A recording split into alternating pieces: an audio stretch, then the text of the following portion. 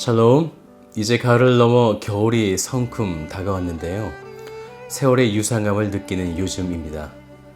오늘도 감사와 소망이 가득한 하루가 되시기를 축복드립니다. 오늘 말씀은 창세기 46장 말씀 되겠습니다. 이스라엘이 모든 소유를 이끌고 떠나 브엘세바에 이르러 그의 아버지 이삭의 하나님께 희생 제사를 드리니 그 밤에 하나님이 이상 중에 이스라엘에게 나타나 이르시되 야곱아, 야곱아, 내가 여기 있나이다. 나는 하나님이라. 네 아버지의 하나님이니 애굽으로 내려가기를 두려워하지 말라.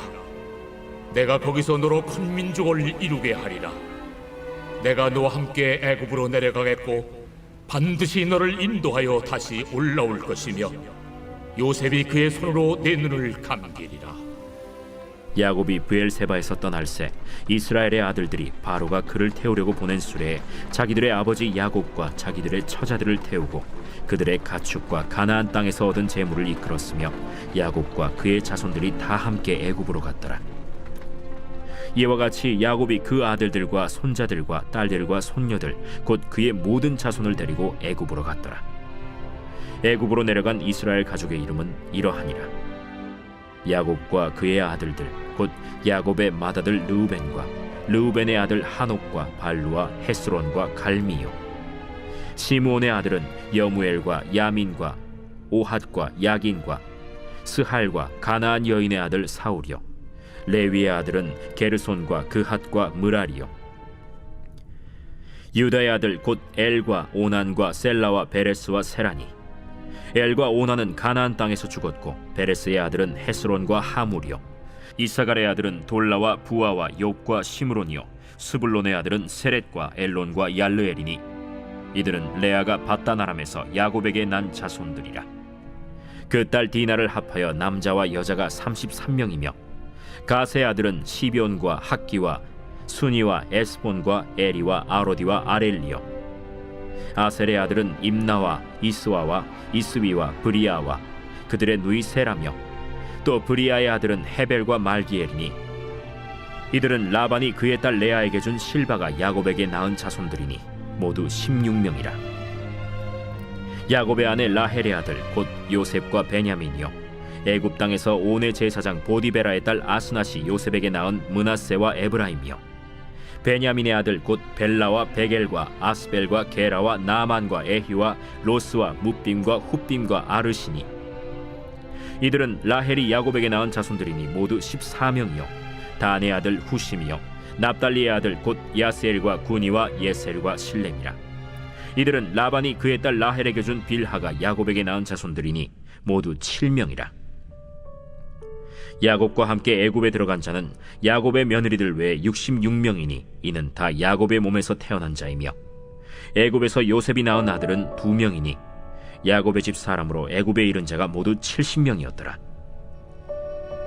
야곱이 유다를 요셉에게 미리 보내어 자기를 고센으로 인도하게 하고 다 고센 땅에 이르니 요셉이 그의 수레를 갖추고 고센으로 올라가서 그의 아버지 이스라엘을 맞으며 그에게 보이고 그의 목을 어긋맞춰 안고 얼마 동안 울매 이스라엘이 요셉에게 이르되 내가 지금까지 살아있고 내가 내 얼굴을 보았으니 지금 죽어도 죽어도.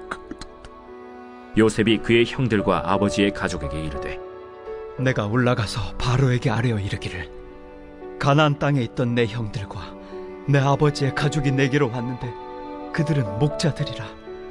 목축하는 사람들이므로 그들의 양과 소와 모든 소유를 이끌고 왔나이다 하리니 바로가 당신들을 불러서 너희의 직업이 무엇이냐 묻거든 당신들은 이르기를 주의 종들은 어렸을 때부터 지금까지 목축하는 자들이온데 우리와 우리 선조가 다 그러하니이다 하소서.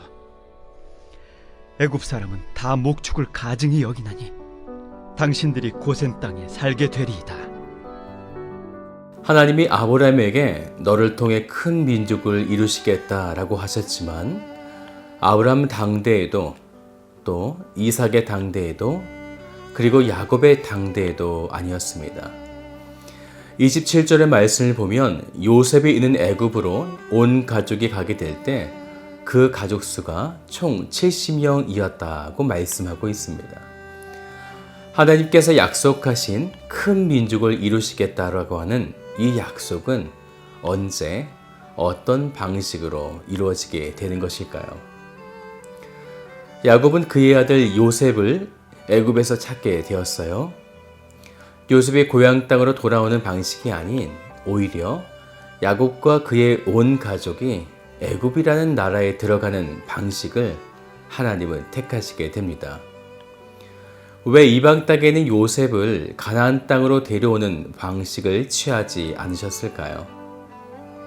그 이유는요, 3절 말씀을 보면 하나님이 이르시되 나는 하나님이라 내 아버지의 하나님이니 애굽으로 내려가기를 두려워하지 말라.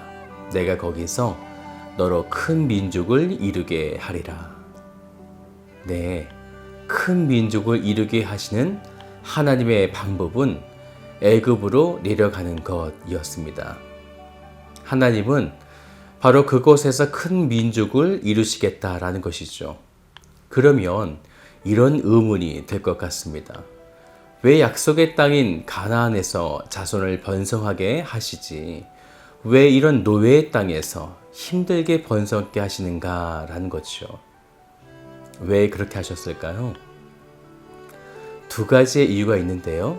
첫 번째는요, 그들의 진정 약속의 땅으로 들어가기 위해서는 그들의 죄악을 씻을 유월절 어린 양의 피가 필요했는데 바로 출애굽을 통해서 하나님은 그 죄 씻음을 하시려고 하셨던 것이었고, 또 두 번째는 하나님은 그들의 종족을 보존하게 하시기 위해서 오히려 노예 생활을 하게 하신 것이었습니다. 그래서 실제로 그들이 애굽의 바로로부터 외부의 침입 없이 무려 430년간 보호를 받게 되었죠.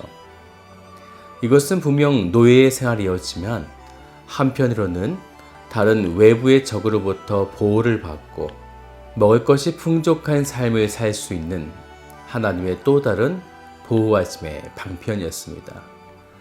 그래서 그들이 그런 대우를 받을 수 있도록 미리 요셉을 보내셨던 것이죠.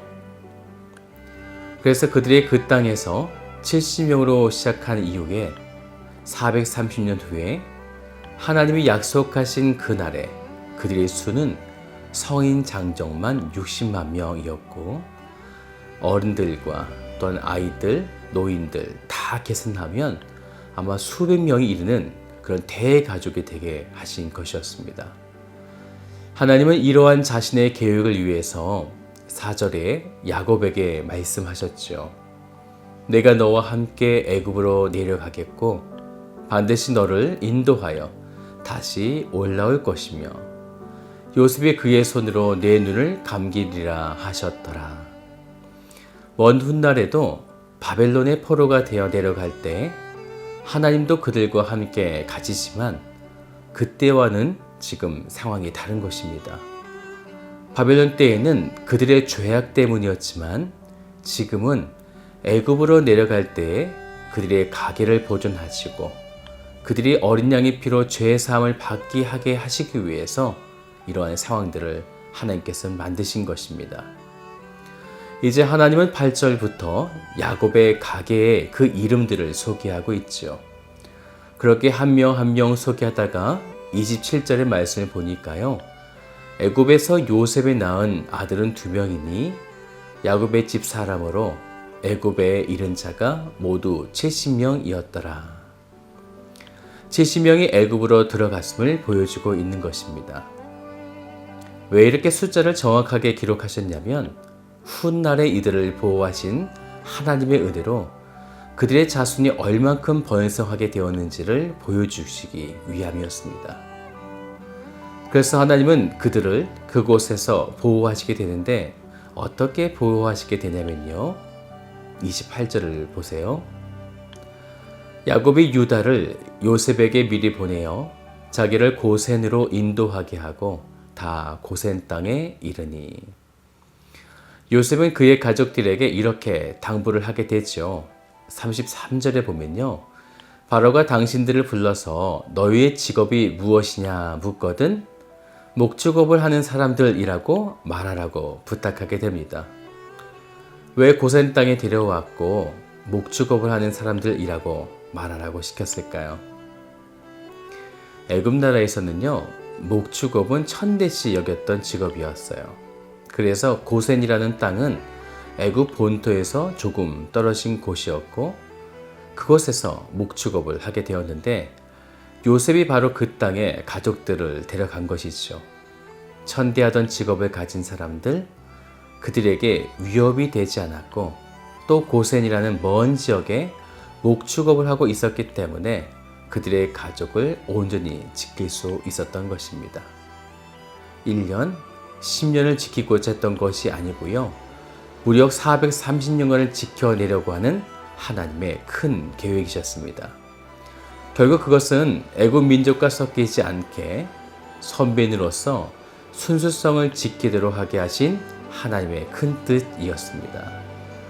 그래서 출애굽기 8장과 9장에 보면요, 고센 땅을 구별하셔서 애굽 땅에 파리와 우박의 재앙이 내릴 때 고센 땅에는 이러한 재앙이 없었더라 라고 말씀하시게 됩니다. 하나님은 자신의 약속을 이루시기 위해 그들 민족을 수백 년간을 하나님의 방식대로 보호하신 것입니다. 사랑하는 여러분, 애굽으로 내려가는 상황이 우리에게 얼마나 실망이 될까요? 하지만 믿음의 여정에는 반드시 반전이 있다는 것을 기억하셔서 오늘 하루도 하나님의 선하신 뜻을 바라보시는 복된 성도가 되시기를 주님의 이름으로 축복드립니다. 다 같이 기도하겠습니다. 참 좋으신 아버지 하나님, 하나님의 그 선하신 뜻을 바라봅니다. 우리 눈에 펼쳐져 있는 것을 바라볼 때면 우리는 실망하게 되고 낙심하게 될 수밖에 없지만 우리가 하나님의 그 선하신 그 큰 그림의 계획하심을 바라볼 때면 우리에게 펼쳐진 모든 것은 하나님께서 이루시고자 하시는 하나님의 계획과 섭리인 줄로 믿습니다. 오늘 사랑하는 당신의 백성들이 하나님의 이 섭리를 바라볼 수 있도록 인도하여 주시옵소서. 그렇게 이끄실 것을 믿사오며 참 좋으신 예수 그리스도의 이름으로 기도드립니다. 아멘.